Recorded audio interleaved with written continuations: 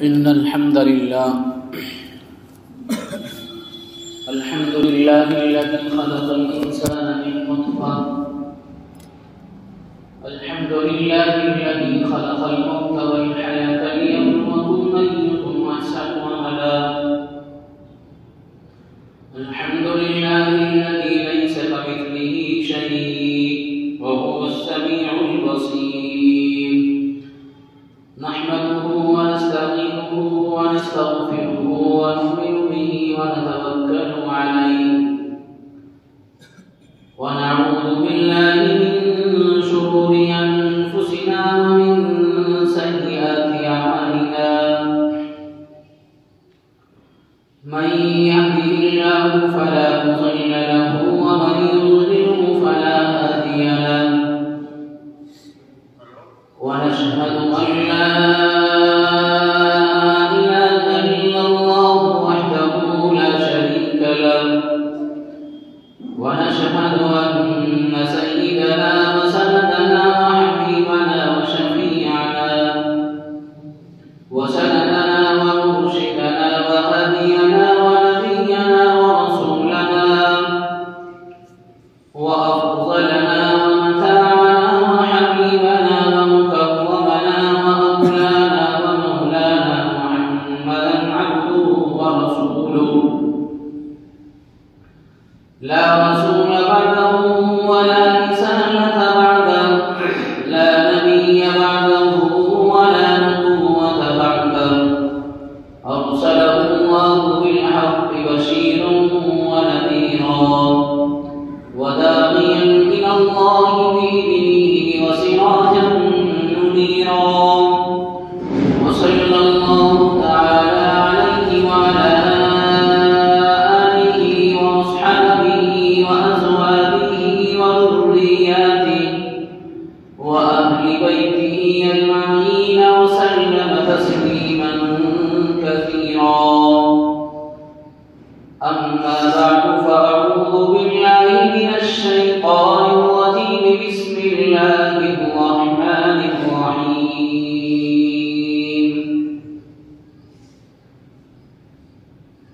ألم نشرح لك صدرك ووضعنا عنك وزرك الذي أنقض ظهرك ورفعنا لك ذكرك. وقال تعالى في مقام آخر: إن الله وملائكته يصلون على النبي يا أيها الذين آمنوا صلوا عليه وسلموا تسليما. صدق الله العظيم. وقال النبي صلى الله تعالى عليه وسلم: لا يؤمن أحدكم حتى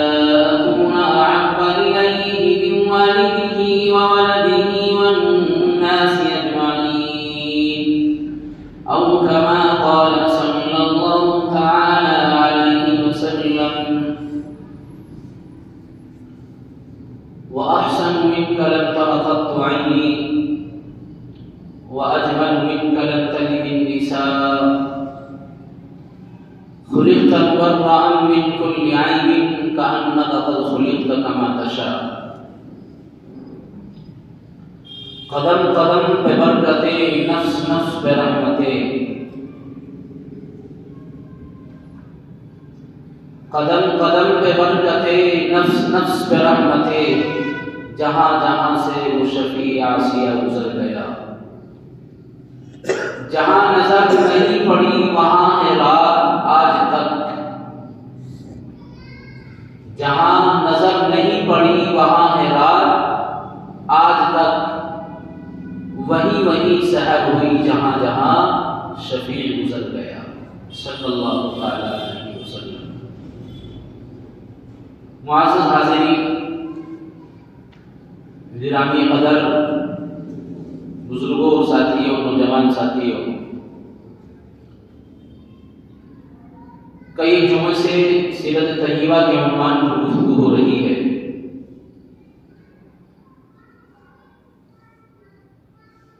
جس میں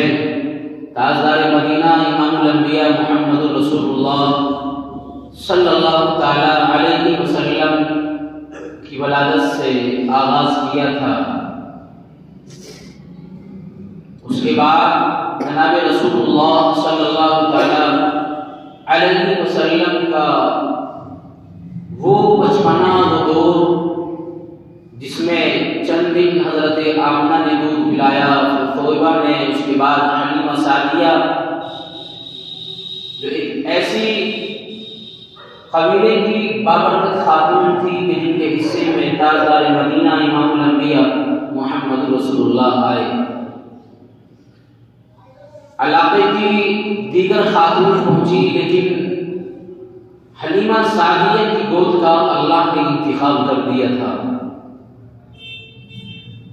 اس کے بعد کا وہ زمانہ جو شیمہ بیان کرتی ہے، حلیمہ سعدیہ کی جو لخت جگر بیٹیاں تھی، وہ کہتی ہے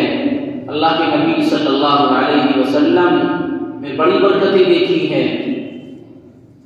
جنگل میں بکریوں کو چرانا، پھر وہ شق صدر کا واقعہ پیش آنا کہ جس میں اللہ کی جانب سے ایسے نورانی فرشتے آئے اور اللہ کے نبی کے سینے کو چاک کیا، اور اس کے بعد وہ بشری تقاضا اور وہ جو گناہوں کا ایک جذبہ ہوتا ہے اور گناہوں کی جو ایک شک ہوتی ہے، اللہ تبارک و تعالیٰ نے اس کو آپ علیہ السلام کے قلب سے نکال دیا، اور اس کے بعد اللہ نے انہیں فرشتوں کے ذریعے سے سینے کو اسی طرح بند کرا دیا۔ اس کے بعد اللہ کے نبی علیہ السلام کا واپس حلیمہ کے پاس آنا اور پھر حلیمہ کا بھی دنیا سے رخصت ہو جانا، دادا عبد المطلب کی پرورش، پھر ایک دن آیا کہ دادا عبد المطلب بھی دنیا سے چلے گئے، چچا ابو طالب کی نگرانی میں جناب رسول اللہ صلی اللہ علیہ وسلم کی زندگی گزر رہی ہے، اور اللہ کے نبی علیہ السلام جب زندگی گزار کر جوانی کی دہلیز پر پہنچے ہیں اور شباب کی دہلیز پر پہنچے ہیں، تو اس زمانے پر اور ان حالات پر اگر غور کیا جائے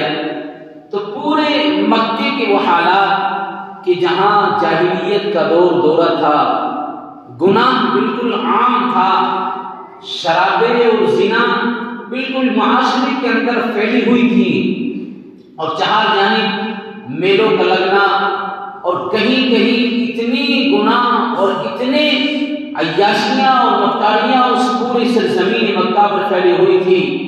کہ بطور علامت اور نشانیاں بعض مکانوں پر علم جھنڈے لگے ہوئے ہوتے تھے جو اس بات کی گواہی دیتے تھے، اور یہ علامت تھی اس وقت کے زمانے میں کہ یہ وہ جگہ ہے کہ جہاں گناہ بالکل عام ہے۔ اس طرح چہار جانب گناہوں کا دورہ تھا، اور ادھر جناب رسول اللہ صلی اللہ تعالی علیہ وسلم جوانی کی دہلیز پر آ رہے تھے۔ چچا ابو طالب کی نگرانی میں اور کفالت میں اللہ کے نبی علیہ السلام کی زندگی گزر رہی ہے۔ چونکہ آپ علیہ السلام کو اللہ تبارک و تعالیٰ کو امام الانبیاء بنانا تھا، افضل الانبیاء بنانا تھا، اور ساری کائنات کا نبی بنانا تھا، اس لیے اللہ کے نبی علیہ السلام کی شروع سے لے کر اور آخر تک کی زندگی پر اگر نظر ڈالیں آپ، چاہے وہ بچپنا ہو، لڑکپن ہو، جوانی ہو، کوئی ایسا داغ اور دھبا نظر نہیں آتا اللہ کے رسول صلی اللہ علیہ وسلم کی زندگی پر کہ جس پر کسی کو یہ کہنے کا موقع مل جائے کہ محمد نے اپنی اس جوانی میں،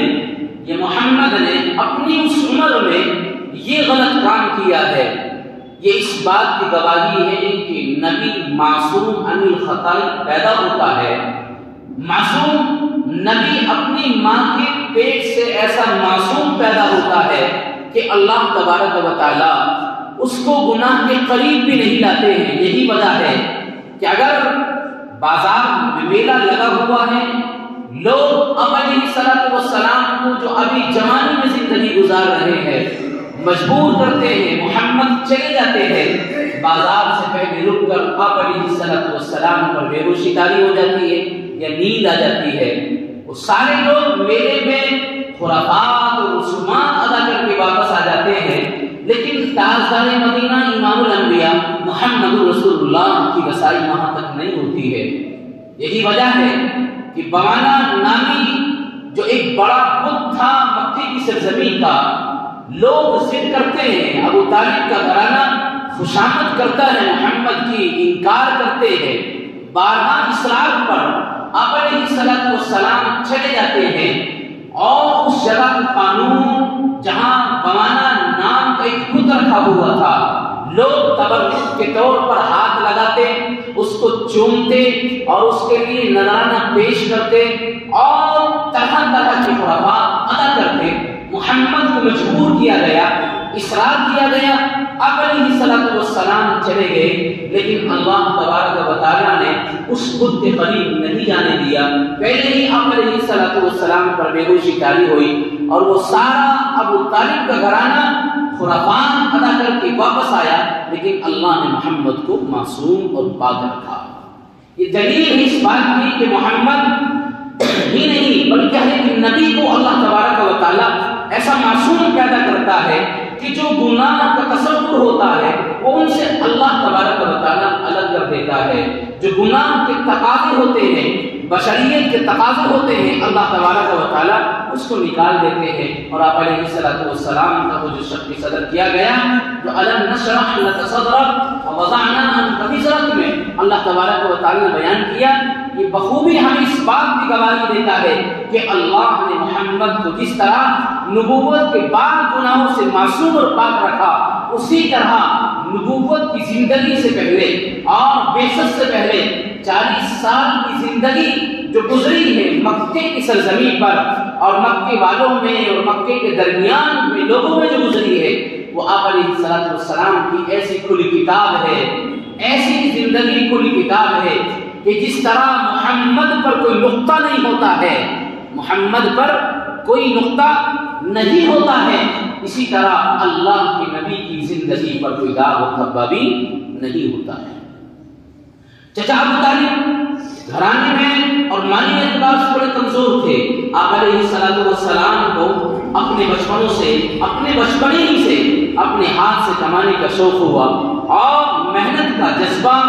और मेहनत करके खाने का बड़ा शौक हुआ। वजह यह कि जिसकी जिम्मेदारी में जिंदगी गुजर रही है अबू तालिब की, उनकी माली हालत कमजोर है और उनकी माली हालत ज्यादा फरावानी के तौर पर नहीं है। इसलिए आप अलैहिस्सलाम ने तिजारत को पकड़ा और तिजारत को अपने ऊपर जरूरी समझा और अपनी बचपने की जिंदगी में 12 और 14 और 16 साल की जिंदगी क्या होती है, लेकिन अल्लाह ने ऐसा शऊर दिया कि जनाब रसूलुल्लाह सल्लल्लाहु अलैहि वसल्लम ने तिजारत में अपने आप को शामिल किया और तिजारत के काम को करने लगे। मुल्क शाम का सफर एक अबू तालिब के साथ में किया और बाद सहाबा बयान फरमाते हैं कि जनाब रसूलुल्लाह सल्लल्लाहु अलैहि वसल्लम ने अपनी 16 साल की उम्र में कई एक सहाबा से आप अलैहिस्सलाम ने मोहम्मद ने कई एक साथियों से तिजारत की। इसमें अबू बकर भी कहते हैं कि एक सफर का एक तिजारत का सफर मेरे साथ किया। एक और साहबी ये बयान करते हैं कि मोहम्मद ने मेरे साथ तिजारत करी, लेकिन ऐसी साफ और सुथरी तिजारत करी कि 16 साल की उम्र में मुल्क शाम का अगर सफर कर रहे हैं अल्लाह के नबी अलैहिस्सलाम, तो तिजारत ऐसी अनोखी करी और काम इतना प्यारा और निराला किया कि मुल्क शाम की सरजमीन पर ये नारे और ये आवाज बुलंद होने लगी और सदाएं कानों में आने लगी, कौन ये मोहम्मद है कि जो ऐसी साफ सुथरी तिजारत करता है कि मोहम्मद ने दाम भी साफ सुथरे बयान करे हैं और मोहम्मद अपने काम में, अपनी तिजारत में, अपने कारोबार में न झूठ बोलता है, न दगा देता है और न ही किसी को धोखा देता है, न किसी पर जुल्म करता है। محمد ابھی نبی نہیں بنے ہیں، 16 سال کی عمر ہے، لیکن ملک شام کا سفر کرتے ہیں، ایسی تجارت پیش کرتے ہیں۔ یہ آپ کے اور ہمارے لیے ایسا درس اور سبق ہے کہ اگر ہم تجارت سے جڑے ہوئے ہیں، اگر ہمارا کاروبار چلتا ہے تو یقین جانیے محمد نے یہ درس دیا، محمد نے یہ پیغام دیا کہ ہم محمد کے نام لیوا، محمد کو ماننے والے، محمد کی شریعت پر ایمان لانے والے، اور ہم محمد کے لائے ہوئے نظام کو اپنانے والے، ہماری زندگی محمد کے نظام کے مطابق زندگی گزر رہی ہے۔ لیکن پھر کیا وجہ ہے کہ ہماری تجارت میں جھوٹ آ گیا ہے؟ پھر کیا وجہ ہے ہماری تجارت میں دغا آئی ہے، ہماری تجارت میں جھوٹ آیا ہے، ہماری تجارت میں دھوکہ دھڑی کہاں سے آ گئی ہے؟ محمد نے یہ پیغام نہیں دیا، اسلام یہ درس نہیں دیتا ہے اور شریعت یہ پیغام نہیں دیتی ہے۔ یہ ہم نے اپنی زندگی کو خوشگوار بنانے کے لیے فقط ظاہری طور پر ہم نے اپنی تجارت میں جھوٹ بھی بولا، ہم نے اپنی تجارت میں دغا بھی دیا، ہم نے اپنی تجارت میں ظلم بھی کیا، اور ہم نے اپنی تجارت میں دھوکہ دھڑی بھی کری ہے جو سراسر بالکل حرام اور ناجائز ہے۔ اگر ایسی تجارت جو جھوٹ کے ذریعے کی جا رہی ہو اور اس تجارت سے ہم اپنا پیٹ بھر رہے ہو اور اسی تجارت سے ہمارے بچے پیٹ بھر رہے ہو، تو یاد رکھیے ایک مقولہ ہے کہ اگر حرام سے نسلیں، اگر حرام سے شکلیں نہیں بگڑیں گی تو یاد رکھنا نسلیں ضرور بگڑ جائیں۔ اگر حرام سے آدمی کی شکل نہیں بگڑ سکتی ہے تو یہ بات مسلم ہے کہ شکلیں نہ بگڑیں لیکن نسلیں ضرور بگڑ جائیں گی، نسلیں کسی کام کی نہیں ہو سکتی۔ اس لیے ہماری تجارت اسی صاف اور شفاف ہونی چاہیے کہ اگر خدیجہ الکبریٰ نے محمد کا نام سنا اور مکے کی سرزمین پر چرچا ہونے لگا، ایک پیارا سا بچہ 25 سال کی عمر، محمد اس کا نام ہے، ابو طالب کے گھرانے میں رہتا ہے، ابو طالب اس کی پرورش کر رہے ہیں۔ خدیجہ الکبریٰ میسرہ کو بھیجتی ہے، جاؤ محمد کو بلا کر لے کر آؤ، میرے پاس مال ہے اور میرے پاس مال کی بہتات ہے، میں ایسا کوئی نیک بچہ چاہتی ہوں جو میرے مال کے ساتھ تجارت کرے، جو میرے ساتھ پارٹنرشپ کرے، میرے ساتھ مال میں شرکت کرے۔ محمد کے پاس پیغام پہنچایا، محمد کو دریافت کیا، بلایا۔ محمد نے کہا خدیجہ انا محمد، میں تیار ہوں، میں محمد ہوں، میں تیار ہوں آپ کے ساتھ تجارت کرنے کے لیے۔ خدیجہ نے کہا محمد آپ بھی میرا مال لیجئے، یہ اونٹ ہیں، اونٹوں کے اوپر کہیں مال کا غلہ بے شمار ہے، غلہ بھی موجود ہے اور کھجوریں بھی موجود ہیں۔ محمد اس مال کو لے کر ملک شام جائیے اور وہاں فروخت کر کے آ جائیے، جو فائدہ ہوگا آدھا آپ کا اور آدھا ہمارا۔ سوچی محمد کی عمر 25 سال کی، لیکن ملک شام کا سفر اور تجارت کی غرض سے کر رہے ہیں۔ وہاں جا کر اعلان کر دیا، راستے میں مال بک گیا، محمد نے ڈھیری الگ لگا دی، یہ گیلی ہے، یہ سوکھی ہے، یہ مال کی جو اس کی قیمت ہے وہ الگ ہے اور اس کی قیمت الگ ہے۔ ملک شام میں چرچا ہونے لگا، بازاروں میں لوگ سوچنے لگے ایسا تاجر کوئی نہیں آیا ہے آج تک کہ جس نے اتنی صاف اور شفاف طریقے سے تجارت پیش کر رہا ہے کہ دونوں مال الگ رکھ دیے ہیں، گیلے غلے کا ڈھیر الگ ہے، سوکھے کا الگ ہے۔ محمد نے دونوں کے دام الگ پیش کرے کہ اس کے دام اتنے، اس کے دام اتنے۔ ملک شام میں چرچا ہونے لگا، لوگ سوچنے لگے محمد کون ہے، سارا مال فروخت کر دیا اور راستے کے وہ سارے واقعات جو خدیجہ الکبریٰ کے غلام میسرہ ساتھ جا رہے تھے کہ کبھی میسرہ کے ہاتھ میں نکیل ہے اور محمد اونٹنے کے اوپر سوار ہے، کبھی کل کائنات کا اور آپ کو اور میرا سچا آقا تاجدار مدینہ امام الانبیاء قربان جائیے ان راہوں پر کہ جن راہوں پر، جن راستوں پر محمد کے قدم چل رہے ہو، کہ کبھی محمد کے ہاتھ میں نکیل ہے اور ایک ادنا غلام، خدیجہ کا غلام اونٹنے پر سوار ہے۔ وہ منظر جو آسمان نے دیکھا ہوگا، ان راہوں پر کیا گزر رہی ہوگی کہ کل کائنات کا نبی اپنے قدم سے پیدل چل رہا ہے اور ایک ادنا درجے کا غلام اونٹنے پر سوار ہے۔ محمد نے پیغام دیا، اے لوگوں اگر تمہارے گھر پر ملازم ہیں، اگر تمہارے گھر پر غلام ہیں، اگر تمہاری تجارت میں تمہارے ساتھ کوئی کاروبار کر رہا ہے، اگر تم پیٹ بھر کر کھانا کھاتے ہو تو اس کو بھی کھانا کھلائیے۔ اگر تم یہ چاہتے ہو کہ مجھے تکلیف نہ پہنچے تو تمہارا ادنا درجے کا غلام اس کو بھی تکلیف نہیں پہنچنی چاہیے۔ محمد نے وہ ملک شام کے لیے سفر کا ارادہ کیا، راستے سے پیغام دیا کہ کالی کملی والا پیدل چل رہا ہے، ہے اور ایک ادنا درجے کا غلام اونٹنی پر سوار ہو کر چل رہا ہے۔ آئے واپس مانگ فروخت کر کے خدیجہ نے میسرہ کو بلایا اور اللہ کے نبی علیہ الصلوۃ والسلام نے پارٹنرشپ کا اور شرکت کا جو تجارت آپس میں مل کر کی جاتی ہے، محمد نے آنے کے بعد گھر کا رخ نہیں کیا، پہلے خدیجہ کے مکان پر پہنچے اور بائی بائی کا حساب دیا اور خدیجہ کو سارے مال کا حساب دینے کے بعد میسرہ کو بلایا، غلام کو، غلام تو نے کیا عادت، کیا اخلاق، کیا نمونہ پایا محمد کا؟ تو میسرہ کہتا ہے اے میری مالکہ خدیجہ، میں نے اس مکے کی سرزمین پر تجارت کے لیے سفر کیا، ملک شام کا سفر کیا، اے خدیجہ میری آنکھوں نے سارا زمانہ دیکھا ہے اور میری آنکھوں نے مکہ اور شام کے درمیان کی راہیں دیکھی ہے اور میں نے بستیوں پر نظر ڈالی ہے، اس لیے زمین پر اللہ کی بے شمار مخلوق دیکھی ہے۔ میسرہ اپنی زبان کھول کر یہ کہتا ہے، میسرہ نے جیسے محمد کو دیکھا آج تک کسی کو نہیں دیکھا ہے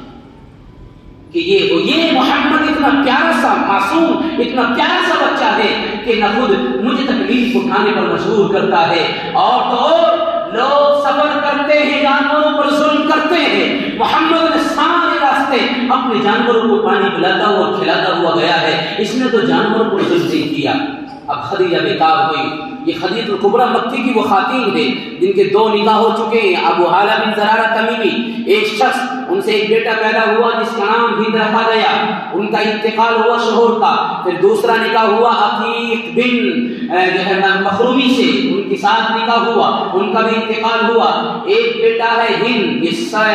یہ اس سرزمین کا اور اسلام کا سب سے پہلا شہید ہے جس کو ابو جہل نے سلاخوں کے پیچھے ڈال کر اور مکے میں خانہ کعبہ کے قریب ان کو زخمی کر کے ان کو موت کی گھاٹ اتار دیا تھا۔ ایک تنہا بیٹا تھا، اس کا بھی انتقال ہوا، شوہر کا انتقال ہوا، 40 سال کی عمر خدیجہ الکبریٰ کی، ادھر آقائے مدنی تاجدار مدینہ امام الانبیاء ابھی شباب کی دہلیز پر ہے، جوانی کی دہلیز پر ہے، 25 سال کی عمر ہے جو شباب کی عمر ہوتی ہے، ادھر 40 سال کی خاتون ہے۔ مکے کی خاتون نے کہا، ایک نفیسہ نامی عورت کو بلایا اور یوں کہا، محمد کے اخلاق سے میں مطمئن ہو اور محمد کے کاروبار سے میرا دل بڑا مطمئن ہے، میں چاہتی ہوں میں نکاح کا پیغام پہنچاؤں، میں نکاح محمد کے پاس پہنچاؤں۔ دنیا والے اگر یوں کہیں کہ محمد نے خواہشات کے لیے 11 نکاح کیے تو ان کی زبانوں پر تالا لگ جانا چاہیے، قربان جائیے محمد کی اس جوانی پر اور شباب پر کہ 25 سال کی عمر ہے، اگر خواہشات کا معاملہ ہوتا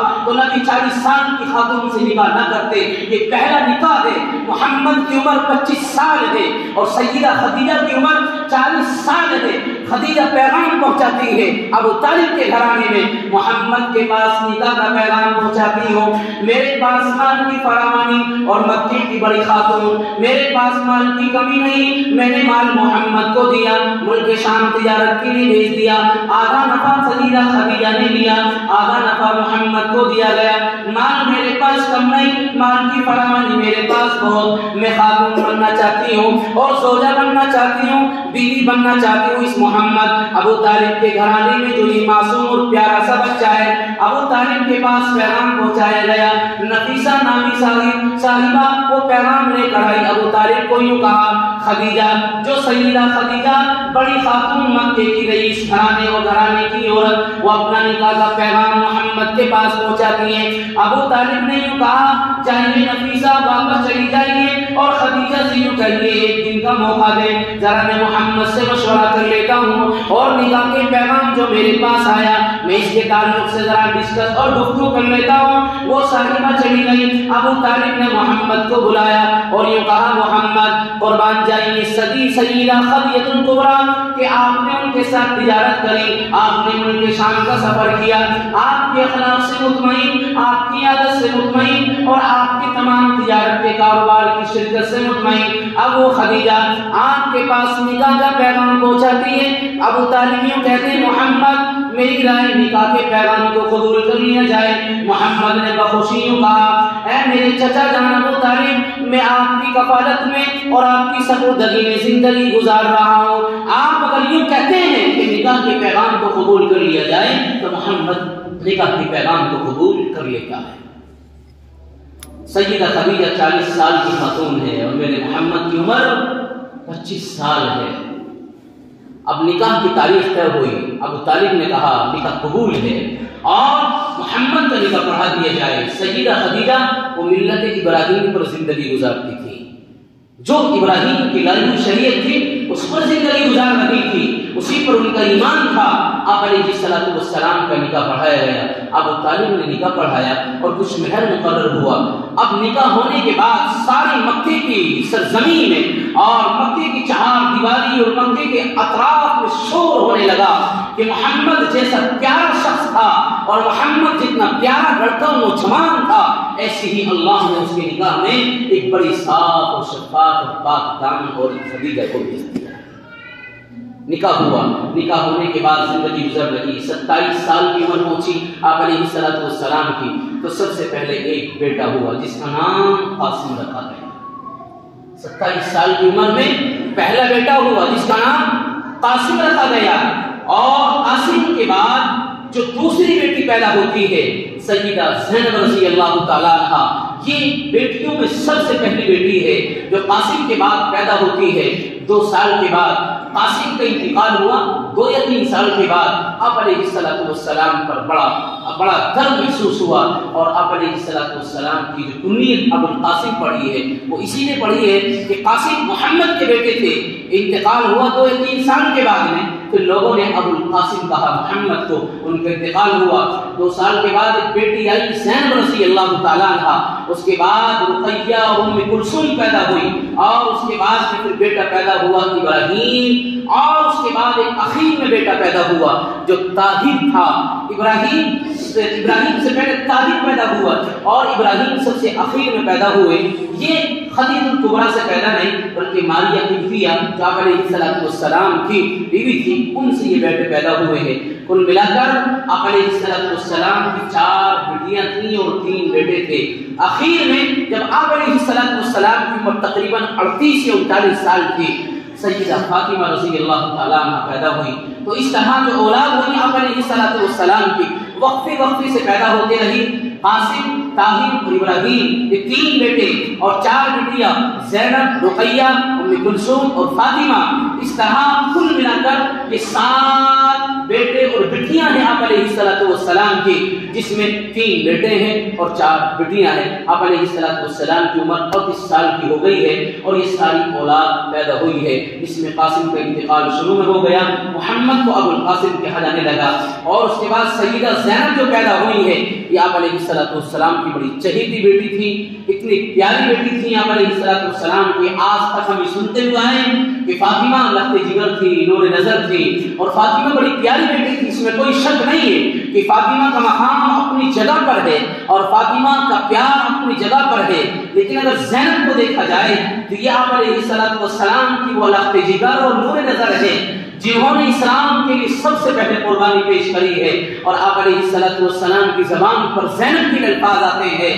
زینب کے الفاظ آتے ہیں، افضل البنات زینب اصیبت فیہا او کما قال صلی اللہ علیہ وسلم۔ اور ایک موقع پر اللہ کے نبی فرماتے ہیں خیر البنات زینب اصیبت فیہا او کما قال صلی اللہ علیہ وسلم۔ اللہ کے نبی علیہ السلام کی یہ بیٹی زینب اتنی پیاری اور اتنی لخت جگر تھی، اتنا پیار تھا کہ میں ذرا سی جھلکی اس کے اوپر ڈال رہا ہوں، اور اس کے بعد چونکہ آئندہ جو انشاءاللہ ہم نبوت سے آپ علیہ السلام کا بیان شروع کریں گے سیرت کا، 38 سال کی عمر تک یا 39 یا 37 سال کی عمر تک یہ سارے واقعات ہیں جو اللہ کے نبی علیہ السلام کی یہاں اولاد ہوئی ہیں۔ زینب کے بارے میں آپ کو بتاؤں یہ اتنی پیاری اور اتنی چہیتی بیٹی تھی آپ علیہ السلام کی کہ ان کا نکاح جب جوان ہوئی تو سیدہ خدیجہ نے اپنی سگے بھانجے سے کیا۔ ابو العاص جن کا نام تھا، شروع میں ایمان نہیں لائے تھے، نکاح ہوا اور نکاح ہونے کے بعد زندگی گزر رہی ہے۔ ایک جنگ کے موقع پر چچا ابن عباس، حضرت عباس سامنے آئے، اور ساتھ میں داماد جو زینب کے شوہر تھے جن کا نام ابو العاص لکھا ہے وہ بھی سامنے آئے۔ اب جنگ ہو رہی ہے، غزوے کی تیاری ہے، ایک طرف کل کائنات کے نبی ہیں اور دیگر صحابہ ہیں، اور سامنے چچا بھی ہیں اور داماد بھی ہیں ابو العاص جو زینب کے شوہر ہیں۔ لیکن جنگ کا ایک پیمانہ ہوتا ہے اور غزوے کا ایک اصول ہوتا ہے، اور اسلام نے جو پیغام دیا ہے اس موقع پر جو مال غنیمت کے طور پر آئے چچا عباس بھی آ گئے اور ساتھ میں یہ داماد بھی آئے۔ ابو العاص بھی آئے، قیدی بن کر آئے، عباس بھی، اور یہ داماد ابو العاص بھی قیدی بن کر آئے، محمد رسول اللہ کے پاس موجود ہے، یہ داماد بھی نہیں چونکہ ایمان میں داخل نہیں ہوئے اس وقت تک۔ اب ادھر مکے میں پتہ لگا زینب کو کہ میرے شوہر گرفتار ہو گئے ہیں اور میرے شوہر چلے گئے ہیں ادھر، وہ آپ علیہ السلام کی طرف تو پیغام پہنچایا کسی کے ذریعے سے میرے شوہر ہیں، میرے شوہر ہیں اور میرے تاج ہیں سر کے، ان کو چھوڑ دیا جائے۔ اور اس وقت میں کچھ مال کی ضرورت تھی کیونکہ کچھ فدیہ دے دیا جاتا تھا اور اس کے بعد قیدی کو چھڑا لیا جاتا تھا۔ تو زینب کو جب علم ہوا تو زینب نے اپنے گھر میں اپنے گلے سے ایک ہار کو نکالا اور نکالنے کے بعد کسی صاحب کے ساتھ پہنچا دیا، جاؤ میرے ابا جان محمد کو دے دینا تاکہ میرے شوہر کو چھوڑ دیں۔ ابو العاص کے پاس اور مال نہیں ہے، اب انہوں نے جو ہار پہنچایا ہے کل کائنات کے نبی جناب رسول اللہ تاجدار مدینہ امام الانبیاء محمد رسول اللہ کے پاس جب یہ پیغام پہنچایا گیا کہ زینب نے مکے کی سرزمین سے اپنے گلے کا ہار دیا ہے اور اپنے شوہر کو چھڑوانا چاہتی ہیں، ابو العاص کے پاس اور کوئی مال نہیں ہے، ابو العاص کا گھرانہ بہت کمزور ہے اور مالی اعتبار سے بڑا کمزور ہے۔ زینب کی آپ علیہ السلام کے لخت جگر اور نور نظر میرے پاس تنہا یہ ایک ہار ہے اور یہ وہ ہار ہے جو مجھے نکاح کے وقت میں سیدہ خدیجہ الکبریٰ رضی اللہ تعالیٰ عنہ نے دیا۔ کل کائنات کے نبی امام الانبیاء آپ بھی اس نکاح میں موجود تھے، میرے پاس تنہا یہ ایک ہار، اسی کو میں دے دیتی ہوں اور میرے شوہر کو چھوڑ دیا جائے۔ تاجدار مدینہ امام الانبیاء محمد رسول اللہ کے پاس وہ ہار پہنچا تو یاد تازہ ہوئی اور خدیجہ کی یاد آنے لگی اور آپ علیہ السلام کی آنکھ سے آنسو گرنے لگے اور یوں کہا مولا